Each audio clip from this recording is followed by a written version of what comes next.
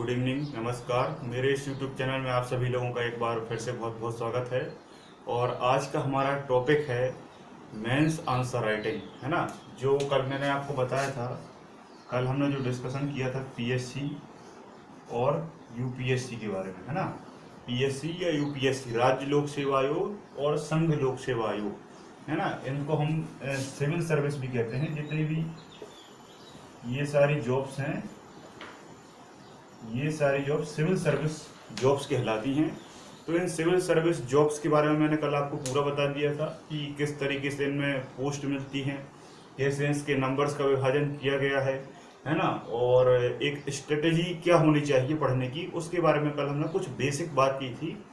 आज हम बात करेंगे कि इसकी तैयारी हम कैसे करेंगे, इसकी तैयारी कैसे की जाती है और किस तरीके की स्टेप्स में इसको हम कंप्लीट कर सकते हैं। तो इस वीडियो को आप पूरा देखिए, ध्यान से देखिए। आपको इसमें बहुत अच्छे से एक ऐसी स्ट्रेटेजी समझ में आएगी जिससे आप इस एग्ज़ाम को बड़ी आसानी के साथ पढ़ सकते हैं और इसमें सिलेक्ट हो सकते हैं, है ना। मैंने कल आपको बताया था कि इनका जो पैटर्न है वो सबसे पहले क्या है, सबसे पहले पैटर्न क्या है, प्रीलिम्स।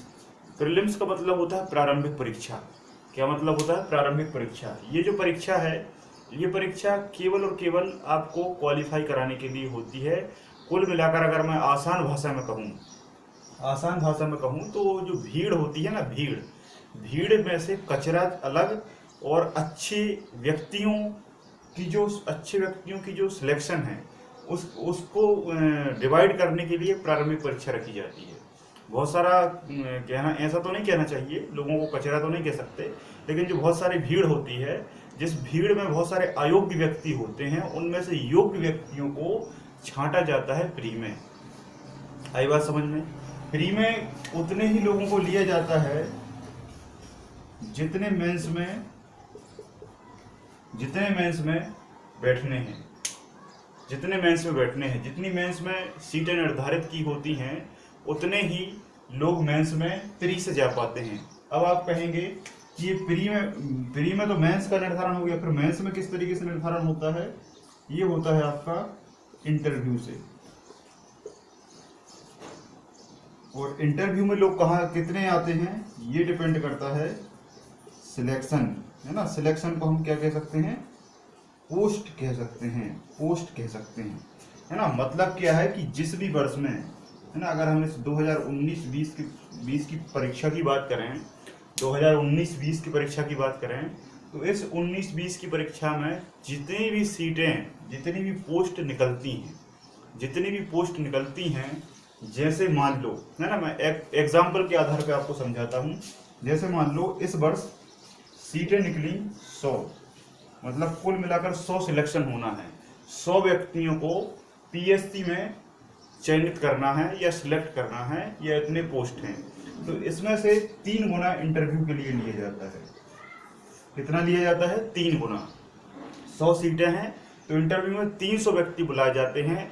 पर सीट के लिए 3 व्यक्ति इंटरव्यू देने के लिए जाते हैं, जिनमें से 1 व्यक्ति सिलेक्ट होता है और 2 व्यक्ति घर जाते हैं। कहने का अर्थ है 100 व्यक्ति सिलेक्ट हो जाते हैं और 200 व्यक्ति घर जाते हैं, ठीक है। और इन 300 में से जो मेंस में कितने बैठेंगे, इसका निर्धारण कैसे होता है, इसका 15 गुना, है ना। इसका 15 गुना आप कर सकते हैं। 15 गुना कितना होगा,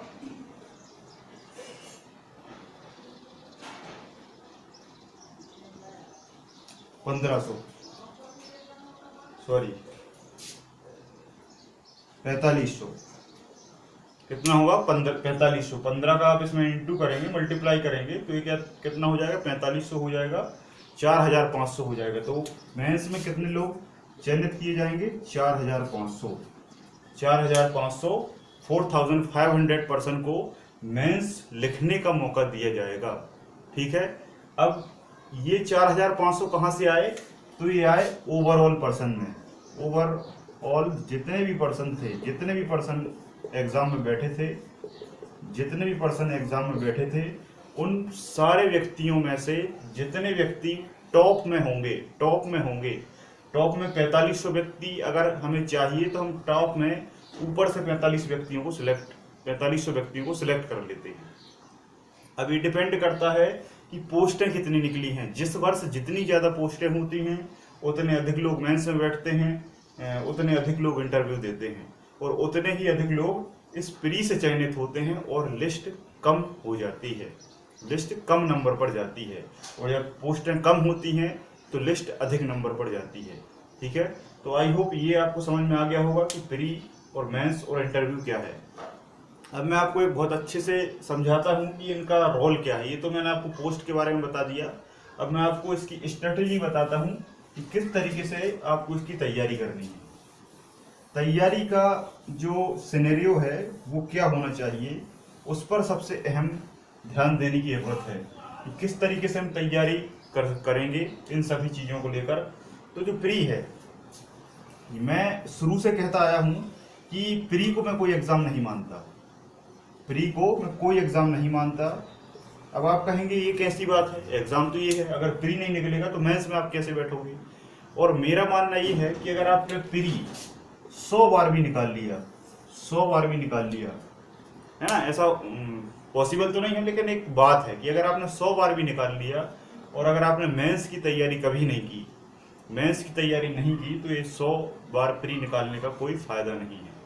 ठीक है, तो मेरा कहने का अर्थ ये है कि हमेशा से ही मेंस की तैयारी करनी चाहिए, हमेशा ही उत्तर लेखन की हमें तैयारी करनी चाहिए।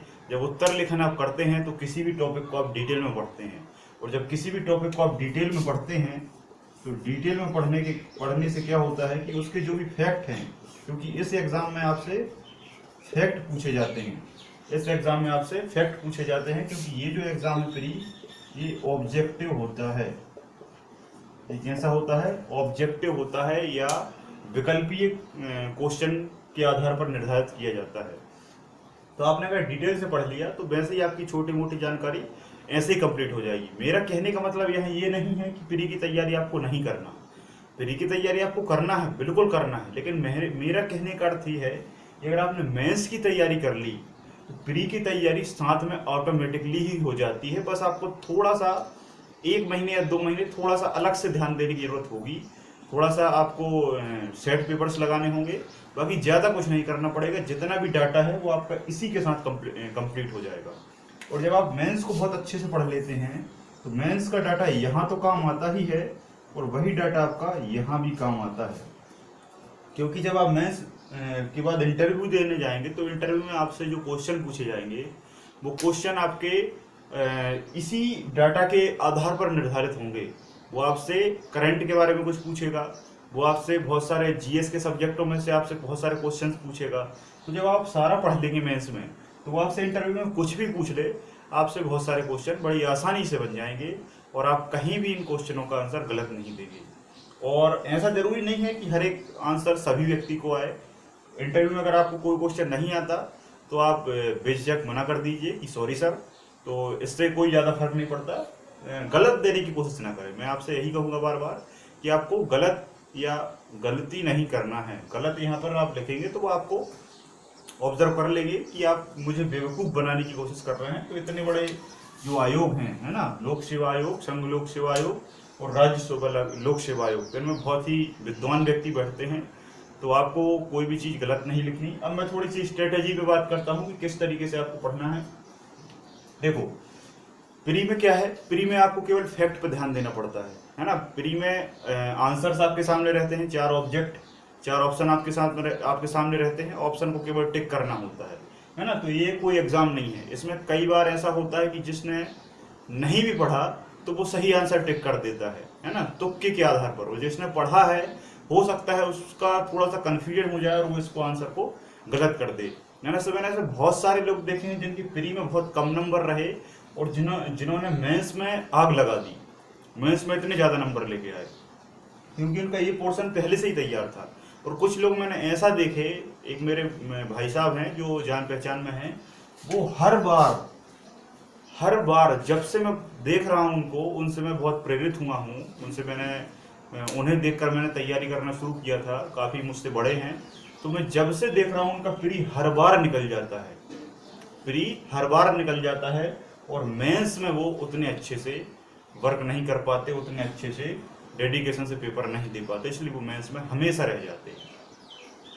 तो यहाँ पर कमी क्या है, कमी ये है कि उनका पूरा फोकस केवल और केवल प्री पर रहता है, और जब प्री पर रहता है तो प्री पर केवल आप फैक्ट पढ़ते हैं और कहीं ना कहीं आपके सामने आंसर्स भी सामने रहता है, ऑब्जेक्ट आपके आंसर के रूप में सामने रहता है, तो आप उसको टिक कर देते हैं। और यहाँ पर क्या होता है मेंस में आपको यहाँ पर खुद ही आंसर लिखना पड़ता है। वहाँ पर क्वेश्चन लिखा रहता है, पूरा क्वेश्चन, और क्वेश्चन आपको खुद से लिखना पड़ता है और डिटेल से लिखना पड़ता है। और इसका डिटेल का जो फॉर्मेट है वो थोड़ा सा अलग है, केवल एक फॉर्मेट नहीं है, फॉर्मेट थोड़ा सा अलग है ना। मैं पुराने जो पेपर्स हैं 2019 का जो अभी मेंस होना है उसी की मैं बात करूंगा। एक क्वेश्चन पूछा जाता है 3 नंबर का, एक प्रकार है 6 नंबर का, और एक प्रकार है 15 नंबर का। ये 3 फॉर्मेट हैं, है ना। 3 फॉर्मेट में 3 नंबर, 6 नंबर और 15 नंबर। अब 3 नंबर, 6 नंबर, 15 नंबर के अलग अलग क्वेश्चंस आते हैं, है ना। और ये टोटल क्वेश्चनों की संख्या होती है 56 क्वेश्चन आपसे पूछे जाते हैं। अब आप सोचिए कि 56 क्वेश्चन को 3 घंटे में लिखना, और वो भी इस फॉर्मेट में, ये अपने आप में एक आम बात नहीं है। इसके लिए काफ़ी प्रैक्टिस करनी पड़ती है, तब जाकर ये फॉर्मेट हमारे दिमाग में बैठता है और हम इन क्वेश्चनों को बड़ी आसानी से लिख पाते हैं।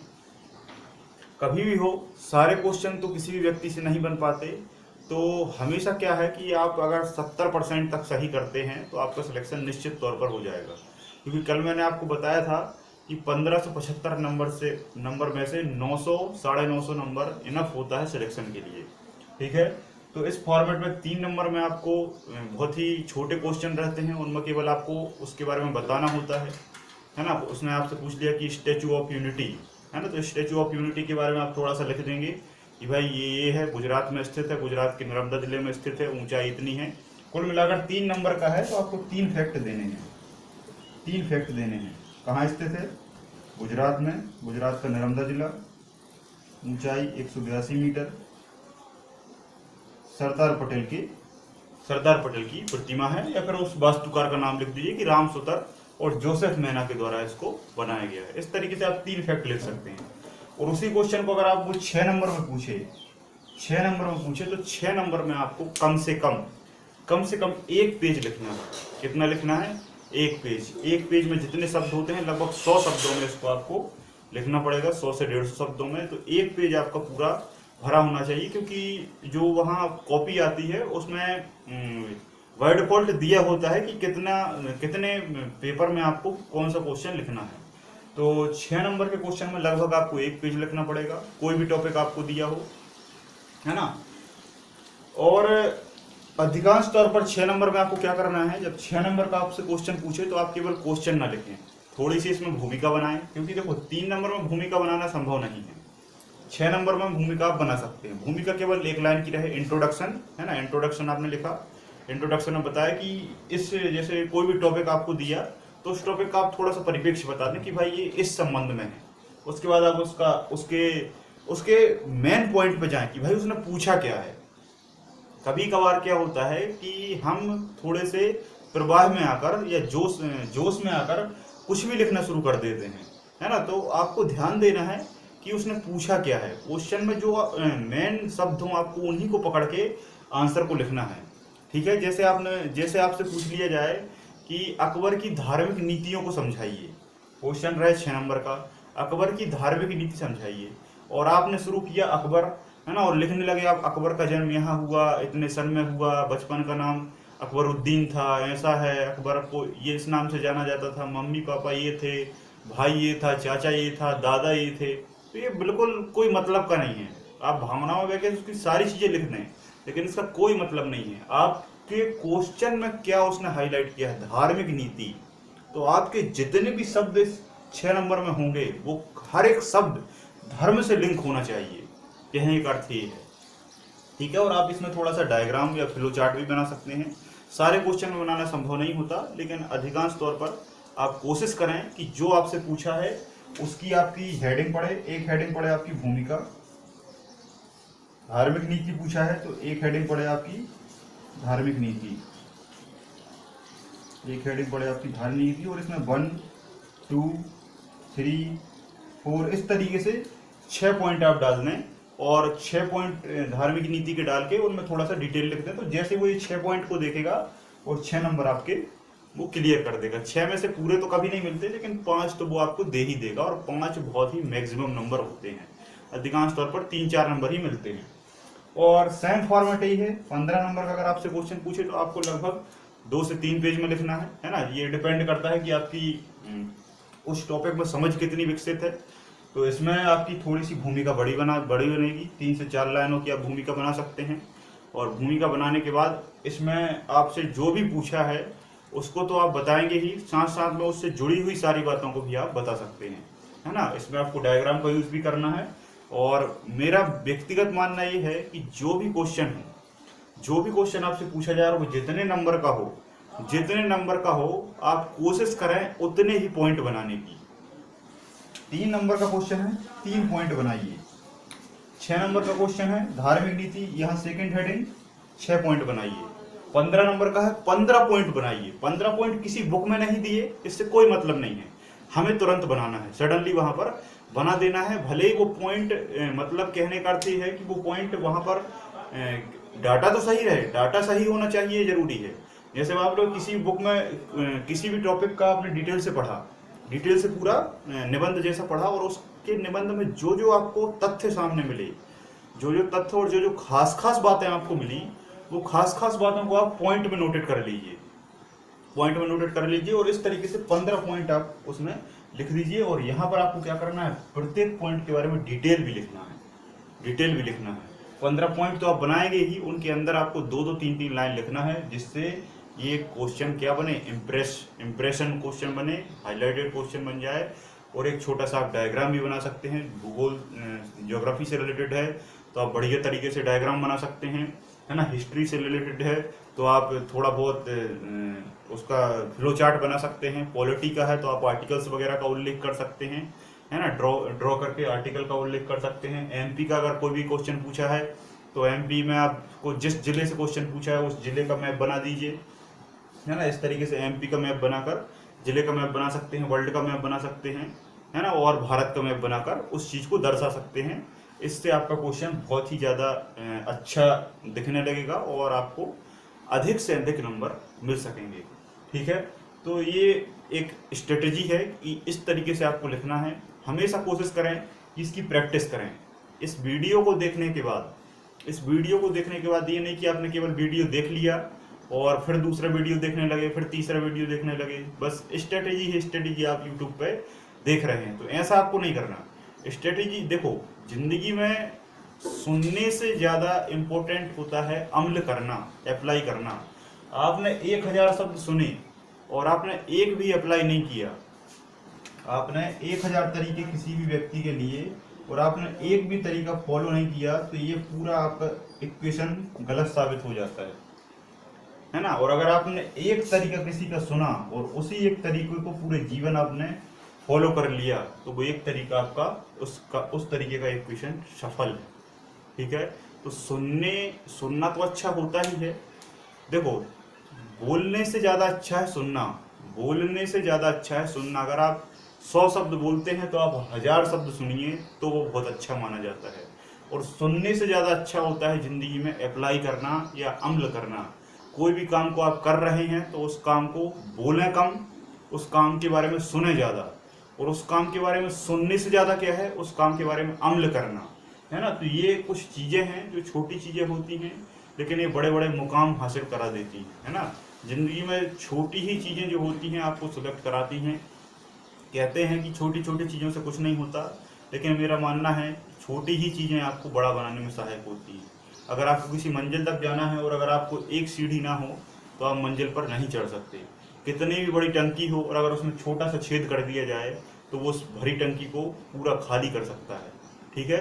तो छोटी चीज़ें हैं लेकिन बहुत इम्पोर्टेंट हैं। तो वही मैं आपसे कहूँगा कि आपको हर एक बात को बहुत अच्छे से समझना होगा, और समझने के बाद आपके जीवन में उसे आज से ही लागू करना होगा। इस बात को आप नोट कर लें, लिख लें आपकी डायरी में, और एक टॉपिक बनाकर कहीं भी लगा दें, और उसमें से आपको एक फिक्स टाइम रोज़ निकालना है, और उस टाइम में आपको इन फॉर्मेट्स पर प्रैक्टिस करना है लगातार। क्या करना है, प्रैक्टिस करना है। आपको ये सुनने से कभी नहीं आएगा। मैं आपसे फिर कहूँगा कि इस वीडियो को आप देखेंगे, भूल जाएंगे, लेकिन आज से ही आपने लागू कर दिया तो आप इस टॉपिक से रिलेटेड सारी चीज़ों को बहुत अच्छे से कर पाएंगे, और कर पाने के बाद आप निश्चित तौर पर एक समय सफल होंगे, है ना। ये देखो क्या है कि सुनने से कुछ नहीं होता, सुनते तो सभी लोग हैं, इस वीडियो को बहुत सारे लोग देखेंगे, है ना, बहुत सारे लोग देखेंगे, लेकिन यहाँ से जाने के बाद कितने व्यक्ति लागू करेंगे, कम व्यक्ति लागू करेंगे ना, है ना। तो सारे नहीं कर सकते, ये भी जरूरी नहीं है, अगर सारे ही अधिकारी बन जाए ऐसा भी पॉसिबल नहीं है, तो सारे लोग इसको लागू नहीं कर सकते। बहुत कम व्यक्ति ऐसे होते हैं जो सुनते हैं और उस पर अमल करने की कोशिश करते हैं, और जो अमल कर लेता है वही आगे बढ़ पाता है, ठीक है।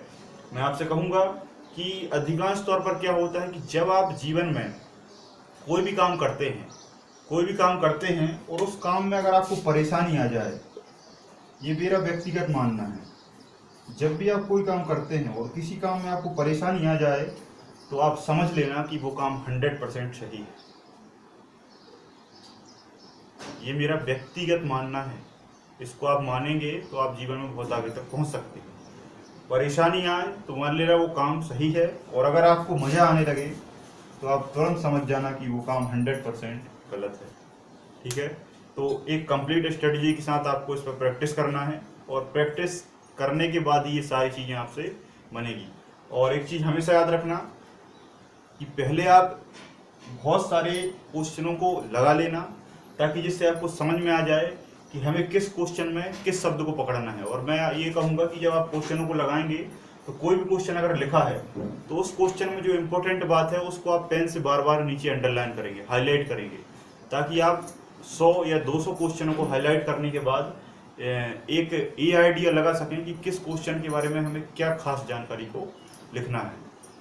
अब एक लास्ट बात कह के मैं समाप्त करूंगा। जैसे मैंने आपको बताया कि ये लिंक करता है इससे और ये भी लिंक करता है इससे, तो कुल मिलाकर हमें मेंस पर बात करनी है। तो मैं आपको मेंस का थोड़ा सा एक और दो इम्पोर्टेंट चीज़ें बता देता हूँ।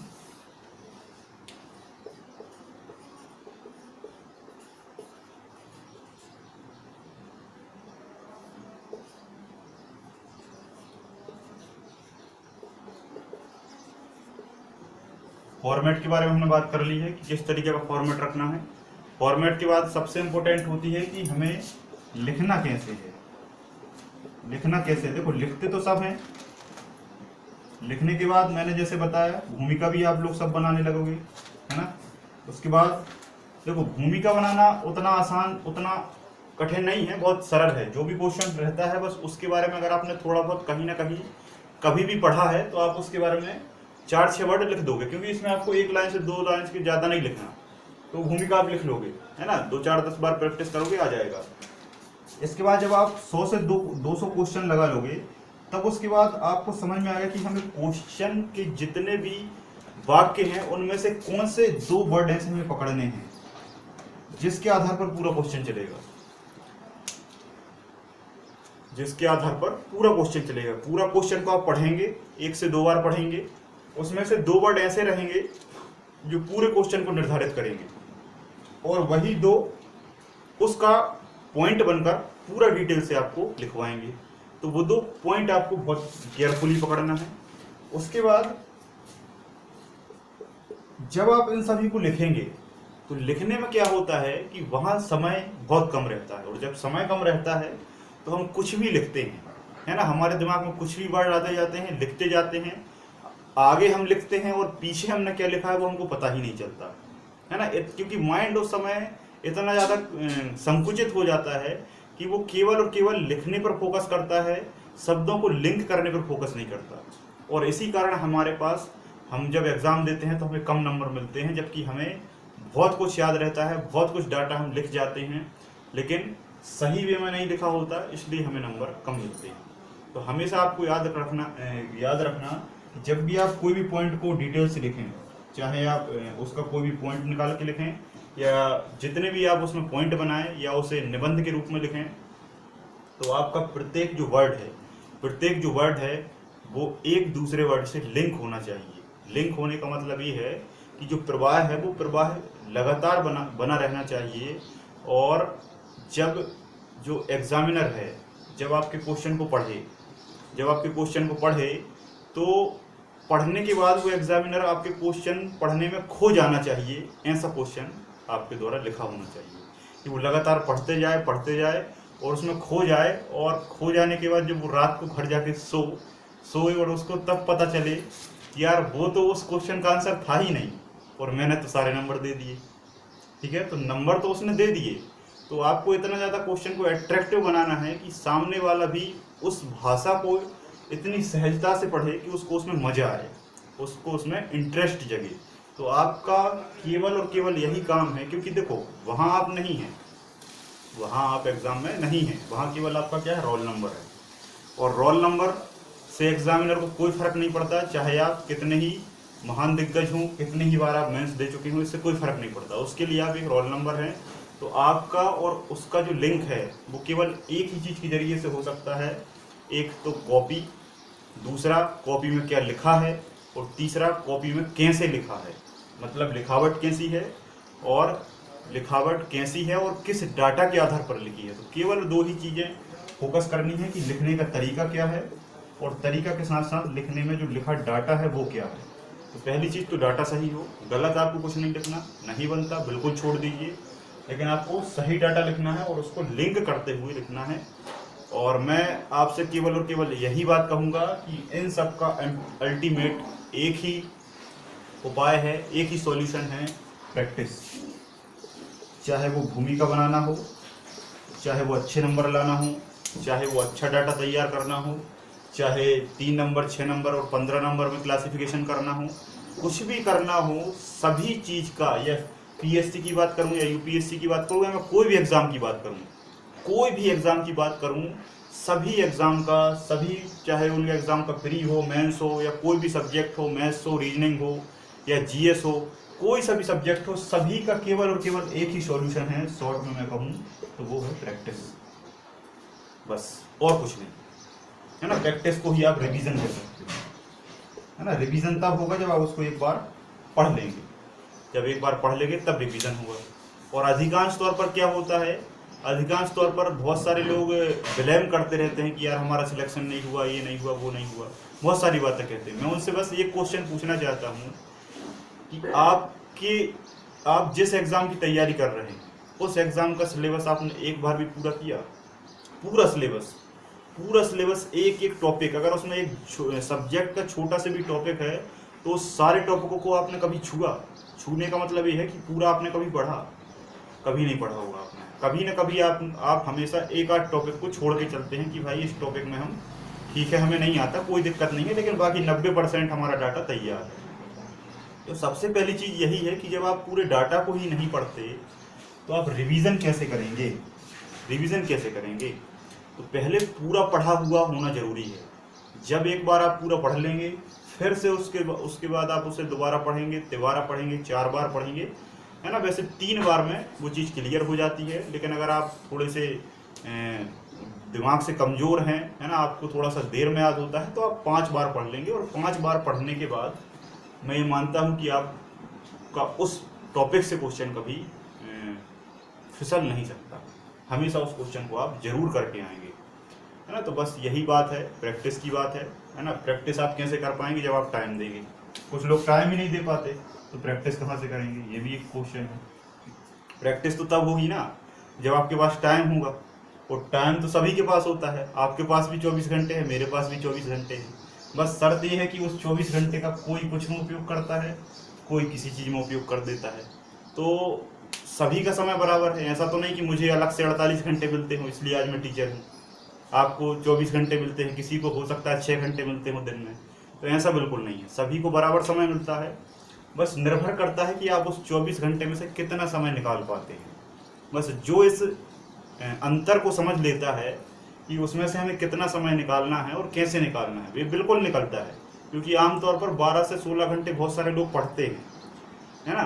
तो कुछ लोग ऐसे हैं कि पढ़ते हैं, टीवी चल रहा है, मोबाइल भी चल रहा है, एक मैसेज आ गया, तो ये भी स्ट्रेटेजी होती है। तो कुछ लोग ऐसे पढ़ते हैं कि 2 घंटे पढ़ते हैं, लेकिन 2 घंटे में भी वो 16 घंटे का डाटा कवर कर लेते हैं। तो हर एक व्यक्ति की स्ट्रेटेजी अलग अलग होती है, क्योंकि डिपेंड करता है कि आप किस कंडीशन में हैं, किस इन्वायरमेंट में हैं, किस वातावरण में हैं, आपका फैमिली माहौल कैसा है, बहुत सारी चीज़ें मैटर करती हैं। तो मेरी स्ट्रेटजी जो है वो मेरे लिए है। बस मैं आपको ये कहूँगा कि जब तक आप अपने हिसाब से खुद नहीं समझेंगे कि हम किस माहौल में हैं, क्योंकि अपने आप से समझ होना बहुत ज़रूरी है। दूसरा आपको केवल और केवल गाइड कर सकता है। बस उस गाइडेंस में से आपको अपनी कंडीशन निकालना है कि हम किस कंडीशन में हैं और हमारे जो कंडीशन है उसमें से क्या सही है और क्या गलत है। तो वो आपको खुद एनालिसिस करना पड़ेगा, खुद आपको थोड़ा सा विचार करना पड़ेगा, खुद आपको थोड़ा सा रोज़ समय निकाल कर सोचना पड़ेगा। 2-3 दिन आप सोचेंगे, है ना। सोचने के बाद कुछ कुछ बातें आपको मेरे इस लेक्चर की भी याद आएंगी, है ना। तो उनमें से आपको खुद समझ में आने लगेगा कि हाँ भाई, ये समय मेरा ऐसा है। पहले तो आप क्या करें, अगर आपको समझ में नहीं आता तो आप पूरे दिन की दिनचर्या को 2 से 3 दिन या 6 दिन या 1 वीक तक लिखें। 1 वीक तक जब आप लिखेंगे आपकी दिनचर्या को, फिर उसको आप पढ़ें। फिर आप उसको पढ़ेंगे तो आपको उसमें सारा कुछ समझ में आ जाएगा। क्योंकि तुरंत हमें समझ में नहीं आता कि यार हमारा समय, अधिकांश तौर पर क्या होता है कि दिन खत्म होता है और लोग कहते हैं कि यार मेरा पूरा समय निकल गया। उनको ये पता ही नहीं चल पाता कि हमारा समय जा रहा है तो कैसे जा रहा है। तो वही मैं आपसे कहूँगा कि आपको अगर नहीं पता चलता, आप नहीं समझ पाते, तो आप दिनचर्या को लिखिए, उसको पढ़िए।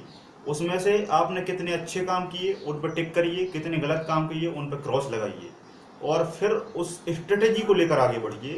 तो निश्चित तौर पर मैं आपको कहूँगा कि 1 महीने, 2 महीने, 6 महीने बाद अपने जीवन में एक अंतर आएगा। क्योंकि मैं आपसे फिर कहूँगा कि आदत एक दिन में नहीं बदलती।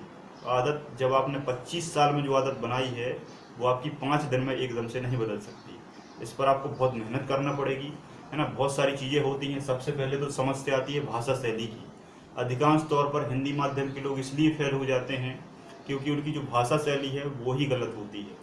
भाषा में जो शब्द होते हैं उन शब्दों को वो वास्तविक रूप से उनसे परिप्रेक्ष्य उनका सीधा सामना नहीं होता, इसलिए वो फेल हो जाते हैं, है ना। तो ये एक दिन में नहीं आता, ये हमारी कंटिन्यूटी बनी होती है 20 से 25 साल की, जैसे हम यहाँ कॉम्पिटिटिव एग्ज़ाम में आकर कुछ ही महीनों में बदलने की कोशिश करते हैं। और बहुत सारे लोग नहीं बदल पाते। क्यों नहीं बदल पाते? क्योंकि इसमें थोड़ा समय लगता है, और फिर समय लगता है तो मैं वही कहूँगा कि समय आपको निकालना पड़ेगा, और समय निकालने के बाद आपको उसका उपयोग करना पड़ेगा। कैसे करना पड़ेगा? प्रैक्टिस से। और प्रैक्टिस कब होगी? जब आप एक बार पूरा उसको गहराई से देख लेंगे। तो आई होप यहाँ तक आपको ये सारी चीज़ें समझ में आई होंगी कि किस तरीके से आपको ये सब करना है। अगर इसके बाद भी अगर और कोई भी समस्या आपको रहती है पढ़ने में, है ना, या फिर टाइम निकालने में, है ना, तो उस पर भी मैं आपको वीडियो बना सकता हूँ कि टाइम कैसे निकाला जाए, उसका यूज़ कैसे किया जाए, है ना। बस केवल ये है कि फॉलो करना होगा, आपको अमल करना होगा। फिर से मैं वही बात कहूँगा कि देखो, सुनते सब हैं, सुनते सभी हैं। इस वीडियो को बहुत सारे लोग देखेंगे, बहुत सारे लोग सुनेंगे, इसके बाद भी ये वीडियो आगे तक जाएगा। और मैं नहीं, मेरे अलावा आपने बहुत सारे लोगों से और भी सुना होगा, लेकिन जीवन में अमल कितना किया, ये इम्पोर्टेंट है। अप्लाई आपने कितना किया? अप्लाई नहीं किया तो आपने कुछ नहीं किया।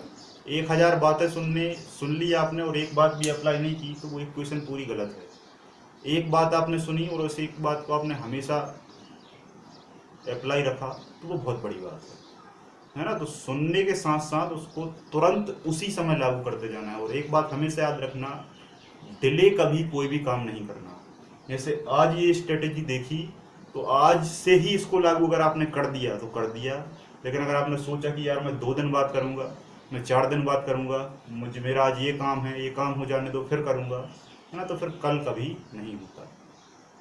तो एक बात हमेशा याद रखना कि बुरी चीज़ें आपके पास 99 टाइम्स आएंगी, बुरी चीज़ें आपके पास लगातार आएंगी, है ना, और अच्छी चीज़ आपके पास 1 टाइम आएगी, है ना। निर्भर ये करता है कि आपको चूज़ क्या करना है। 99 चीज़ें आपको बुरी रहेंगी लेकिन वो अच्छी लगेंगी, और एक चीज़ आपकी अच्छी रहेगी लेकिन वो आपको बुरी लगेगी। तो इन दोनों में थोड़ा सा डिफरेंस करना और इन दोनों में से सही समझना, ये बहुत मुश्किल काम होता है। क्योंकि बचपन से हमें वो चीज़ नहीं सिखाई जाती जिससे हम सही और गलत में दोनों में से चूज़ कर सकें, जिस कारण बहुत सारे बच्चे फेल हो जाते हैं, बहुत सारे बच्चे जीवन में आगे नहीं बढ़ पाते।